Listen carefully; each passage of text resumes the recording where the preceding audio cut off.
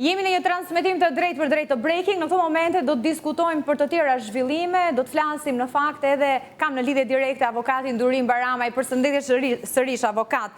Ndërkohë ka përfunduar punimet në takimin 2 ditor, pikërisht të mbajtur në kryeqytet Komiteti Parlamentar për Stabilizim Asociimin Shqipëri BE, i 20 në radhë mes eurodeputetëve dhe ligjvënësve shqiptar. Sigurisht në fokus ka qenë integrimi, por nuk ka mbetur jashtë vëmendjes procesi zgjedhjeve të 11 majit, pretendimet veçanërisht nga opozita, akuzat e tyre për korrupsion në nivele të larta, ndërkohë nga ana tjetër duket se përfaqësuesit e Bashkimit Evropian kanë certifikuar procesin e vettingut shumë të diskutuar në Shqipëri, por edhe mbështetje ndaj strukturës së posaçme. I pranishëm ishte edhe Fredi Beleri në delegacionin e Bashkimit Evropian, ka mbajtur fjalimin e tij greqisht dhe ka akuzuar Shqipërinë për çështjen e zgjedhjeve të 11 majit, ka bërë dhe kërkesa për një universitet grek, duke theksuar se këtu nuk respektohet liria e fesë. Avokat, si e pat në mënyrë të përmbledhur, unë në fakt u ndala tek disa nga gjetjet kryesore të këtij takimi 2 ditor, është lexuar thjesht rezoluta, por jo e votuar nga palët në përfundim të këtij takimi. Po, nëse duhet miratuar ato paketat e antarësimit në Bashkimin Evropian, Dafina, dhe unë një këti mendimi jam që duhet miratuar, hajti miratojmë. Nëse duhet mendojmë për të krijuar një shtet ligjor, pastaj çështjet që janë diskutuar aty dhe kanë marrë okejin të Bashkimit Evropian lënë shumë për të dëshiruar. Unë dua të prek pak ato çështje që na kanë prekur dhe ne tek sistemi i drejtësisë.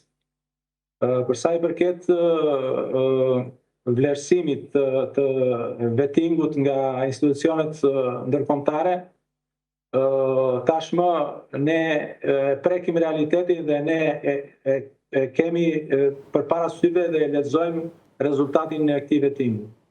Absolutisht ne nuk kemi qenë asnjëherë kundra bërjes së vettingut, por rezultatet që dha ky vetting dhe mënyra si u bë, unë e shikoj një proces të dështuar.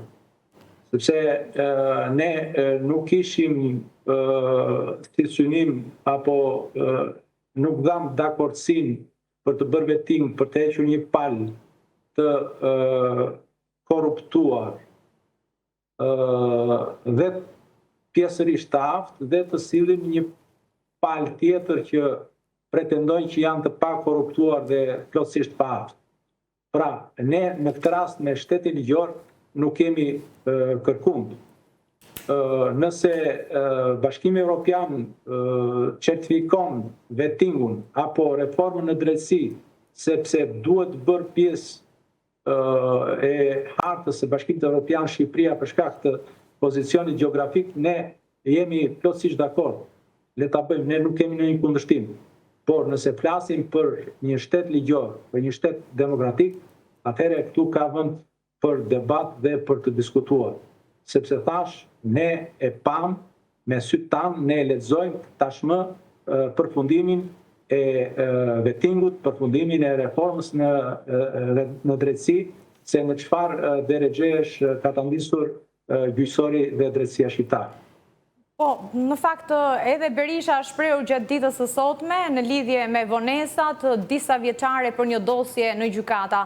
Po, avokat, në momentin që e miratuan reformën me 140 vota në mënyrë unanime, pavarësisht presionit, nëse mund ta themi, të faktorit ndërkombëtar, qoftë Bashkimit Evropian, qoftë Shtetet Bashkuara të Amerikës, a u konsideruan këto pasoja për cilat ne diskutojmë sot, qoftë për zvarritje të proceseve, krejtësisht të kalim të afateve ligjore, por mbi gjitha edhe për konfliktet që po lindin dhe po zgjidhen më shumë me vetë gjyqësi për faktin se nuk presin tashmë për 1 apo 2 dekada të marrin një vendim përfundimtar të gjykatës. Shiko, ju thatë që dhe zoti Berisha ishte kundra, për fat keq, ne jemi në një linjë me zotin Berisha, sepse ne konsiderojmë zotin Berisha po aq fajtor sa pjesa tjetër që shkuan në parlament dhe miratuan reformën e drejtësi dhe ligjin e vettingut. Ata, edhe pse nuk e menduan vetë, ishin ne që ju a thamë. U a thamë në të gjitha mënyrat në të gjitha presionet aq sa kishim në dorë për t'u thënë që drejtësia shqiptare po shkon drejt një katastrofe. Dhe sot ne themi me gojën plot që drejtësia shqiptare është në kolaps. Dhe po ta shikosh që nga 90-ta dhe deri sot janë me 10 mira të vrarë në Shqipëri vetëm për çështjen e pronësisë. Sepse një pronar legjitim që i drejtohet gjykatës sot po sorrollatet me vite të tëra. Shkon nga gjykata e shkallës parë, shkon në gjykata lart e prish, e kthen prap dhe ai bën këto ecejaket dhe duke mos marrë kur drejtësi. E përmenda edhe pak më përpara dhe po e them prap me gojën plot që gjyqtari në Ndjer Kalaja në gjykatën e apelit të jurisdiksionit përgjithshëm e vrau shteti. Nuk e vrau ai djali atje. Ai ka përgjegjësinë e tij, por duhet të gjejmë shkakun determinant të ardhjes së pasojës. Shkaku determinant i ardhjes së pasojës është vetë shteti me inekzistencën e tij, me bërjen e ligjeve që janë kontradiktore me njëra tjetrën dhe krijon përplasje të qytetarët. Sigurisht që qytetarë sot që sillen dyerve të gjykatës dhe nuk po marrin drejtësi. Atëherë çfarë do bëjmë? Tani nerva janë të shkretur. Nervat janë. Ne jemi intelektual, ne jemi me arsim të lartë dhe kur vin puna vjen momenti që këputet ndonjëra i nervi dhe dalin nga vetja. Po një qytetar që ka vite të tëra që ende dyerve të gjykatës, ai marrin konsiderat, ai marrin parasysh këta pushtetarë sot dhe nuk dëgjoj njëri të ngrë zërin për sistemin e drejtësisë në çfarë drejtëje është ka ta ndisur. Nuk dëgjoj njëri. Është pa imagjinueshme, është pa konceptueshme. 140 deputet aty dje kur kishin dëgjesën me raportimet e institucioneve të drejtësisë, nuk e di, bënin gallat aty, ishte turshme, pyesin për gjëra që i takon mediave për të pyetur. Nuk pyesin çfarë bëhet me drejtësinë, çfarë bëhet me dosjet gjyqësore. Po thoshin, a është e vërtet që është thirrur X apo Y në SPAK? Sepse ky është niveli dhe i kuvendit të Republikës Shqipërisë. Avokat, unë duhet i referohem takimit, por edhe komenteve që patëm përfaqësues të Bashkimit Evropian në lidhje me reformën në drejtësi. Konsiderohet si një nga më të rëndësishmet për të afruar Shqipërinë me Bashkimin Evropian. Sigurisht ne jemi në një situatë pozitive, duhet thënë, vijojmë të çelim grup kapitujt, kemi çelur pjesën kryesore të tyre, pra po avancojmë drejt Bashkimit Evropian. Por këto komente, këto qëndrime pozitive në raport me procesin e vettingut, si shpjegoni ju, kur ju sillni një situatë krejt tjetër, nuk kanë marrë informacionin e duhur, pra si e shihni? Apo ky është një investim i bërë tashmë me mbështetjen e faktorit të ndërkombëtar dhe do t'i qëndrojnë kësaj linje? Datina, le t'i themi gjërat troç, pa diplomaci, sepse në fundit e vuajmë qytetarit shqiptar. Pa diskutim, në momentin që kemi një situatë dhe i drejtohemi gjykatës, janë qytetarët që nuk ju respektojnë afatet ligjore, që është larguar aksesi tyre me drejtësinë. Ai ishte një investim i tyre i Bashkimit Evropian dhe nuk ka si të thonë që dështoj. Tash, e përsëris prapë, nëse duhet të mbyllet ky grup kapitull i drejtësisë për të bërë pjesë e Bashkimit Evropian, edhe unë jam dakord. Le ta bëjmë, por gjërat duhet t'i shikojmë, realiteti duhet ta shikojmë në sy. Si e kemi drejtësinë shqiptare? Nuk e kemi ashtu si shton ata, faktikisht. Absolutisht që nuk është ashtu, sepse drejtësia në Itali, në Francë, në Belgjik, në Holland, nuk është si drejtësia shqiptare. Ne nuk kemi profesionalizmin dhe ndershmërinë e gjyqtarëve të Italisë, të Francës, të Belgjikës dhe të Hollandës.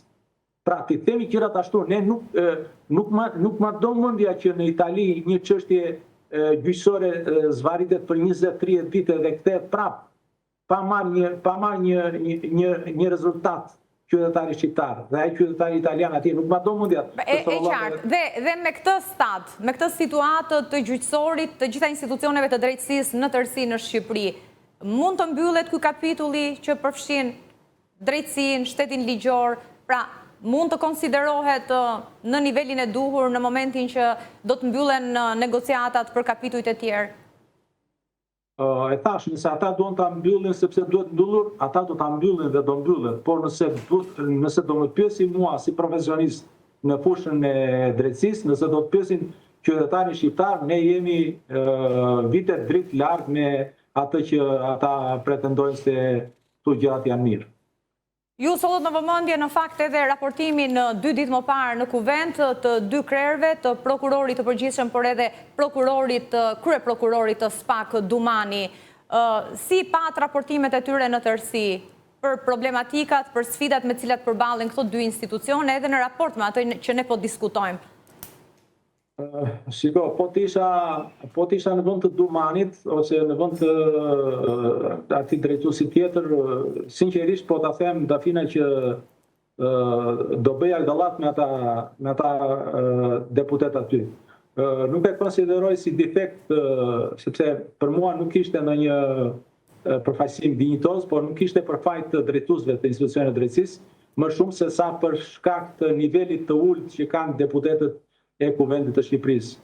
Pash të dy grupet, të dyja kampet, kampi djathtë që bënde pyetje që i vinin me mesazh nga ata që kanë hallet në dyert e gjykatave të SPAK-ut dhe të gjykatës posaçme. Ju pat vetëm pyetje për interes politik, le të themi, për interesa personale? Pash pyetje për interes personal të krahut të djathtë dhe pash një tulatje, një frikë, pash lekuj nga krahu i majt, që me atë frikën që po na vjen në radhave ne dhe të mos e ngacmojmë. Pra nuk pash në një përfaqësim ose në një prezantim dinjitoz. Por thash, jo për faj të drejtuesve, se sa për faj të nivelit ulët të Kuvendit të Shqipërisë. Mirë, ju uroj mirëseardhje, në zhbashkuar në këto momente në studio dhe avokati Jusuf Shehu. Mirëseardhët, avokat. Mirëmbrëma. Po diskutonim në fakt edhe me kolegun tuaj Barjamaj në lidhje me qëndrimin që kanë mbajtur përfaqësuesit e Bashkimit Evropian në takimin që është zhvilluar 2 ditor në Tiranë, pikërisht takimi 20 në radhë sa i përket Komitetit të Stabilizim Asocimit, me përfaqësues të Shqipërisë, deputetët e linjës, por nga ana tjetër edhe përfaqësues Bashkimit Evropian. Ka një koncept edhe një përshtypje pozitive, një vlerësim për procesin e vettingut, por edhe për strukturën e posaçme SPAK në Shqipëri. Si mendoni ju? Shikoj, ka një shprehje ky populli ynë që thotë shtëpia e re me qerestet vjetër, që do të thotë që ne po ngrem një strukturë të re të drejtësisë me të njëjtat materiale që kemi pasur shtëpinë e vjetër, që normalisht mendoj se do reflektoj problematika të karakterit menaxhimit kjo drejtësia e re që neve kemi pas reformës, sepse në mënyrë graduale po mbyllet edhe procedimi i vettingut edhe në Komisionin e Apelimit. Por që pavarësisht notave pozitive, unë mendoj se asnjëri prej organeve të Bashkimit Evropian nuk ka pasur mundësi që ta analizoj tërësinë e proceseve nga aspekti kualitativ, pra cilësor i procesit i reformës së drejtësisë. Pra, shikojnë statistikën në nivel sasior ose të individualizuara ku konstatojnë procedimin e X drejtori, X deputeti, Y ministri apo Z zëvendës kryeministri dhe këto e konsiderojnë si element pozitiv, por që drejtësia nuk është kjo. Drejtësia është... Nuk është sasi, por cilësi. Nuk është cilësi, që do të thotë që neve duhet marrim në konsiderat që pushteti gjyqësor realisht të vlerësoj prurjen e provave të cilët i paraqitjen dhe analizën së tyre ose vlerës që i japin palët në proces. Kjo është drejtësia, nuk është... Qëse neve kemi bërë drejtësi për të futur njerëzit në burg, nuk është drejtësi. Nuk kishim gjetur një mënyrë tjetër për të justifikuar arrestimet, dënimet apo konfiskimet dhe sekuestrimet. Drejtësi do të thotë që neve të kemi 3 komponentë. Të jetë aftësia profesionale, ndershmëria e personit dhe në të njëjtën kohë largpamësia për të parë që puna e tyre të ketë një rezultat i cili mos të përgjihet vetëm të tashmes, por të ketë një reflektime dhe të ketë edhe një impakt në të ardhmen. Kjo është gjëja. Kjo është drejtësia të cilën ne, kjo është reformë, këtë duhet sillte në thelb reforma, në aspektin Sa afër dhe larg Bashkimit Evropian jemi në këtë aspekt, kur diskutojmë për reformën në drejtësi, një nga reformat më të rëndësishme edhe për t'i çelur rrugën integrimit të vendit në Bashkimin Evropian? Shiko, duhet kemi parasysh që neve reformën në drejtësi kemi bërë afërsisht 3 herë në 35 vjet. Reforma ka qenë në fillim. Po jo një generale si kjo e viteve. Generale kanë qenë që të gjitha. Reforma e ka parë ka qenë që të zhbëjmë komplet sistemin e drejtësisë, atë që trashëguam nga sistemi komunist në 91-92, e cila kulmoi me kurset e plepave dhe u mbushën që të gjithë gjykatat e Republikës Shqipërisë me kuadrë të cilët ishin të trajnuar në një qendër trajnimi në Durrës, e cila reforma e dytë është reforma e shkollës magjistraturës me kushtetutën e 98-s dhe kulmoi pastaj reforma e tretë, të cilën neve kemi nisur në 2016 me ndryshimet kushtetuese dhe me implementimin dhe vënien zbatim të ligjeve në lidhje me organizimin dhe funksionimin e pushtetit gjyqësor dhe të Si ka ndryshuar dhënia e drejtësisë nga para reformës fundit me sot që flasim? Që do të thosha këtë gjë, që do të thotë që ne në 35 vjet në një periudhë shumë të shkurtër kemi qëndruar pa reformim në drejtësi. Pra ne gjithkohës kemi qenë në reformim, në ndryshim, në transformim.